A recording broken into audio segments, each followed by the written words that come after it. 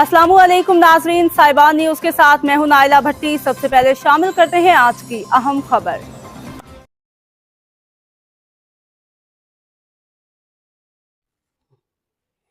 सानिहा गुल प्लाजा में शहीद होने वाले मेट्रोविल के रिहायशी ताजर नेमतुल्ला अब्दुल्ला जान सदाकत और यूसुफ की नमाज जनाजा मुल्क तरीन ग्राउंड मेट्रोविल में अदा की गई।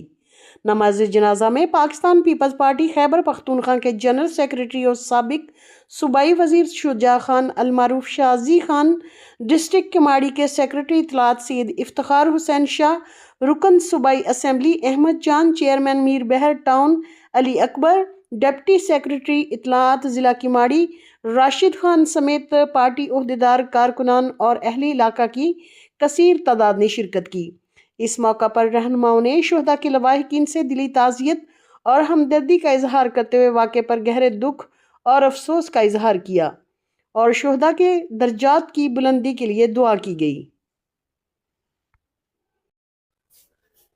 अब तक के लिए इतना ही। मजीद खबरों और अपडेट से बाखबर रहने के लिए देखते रहें साहिबान न्यूज।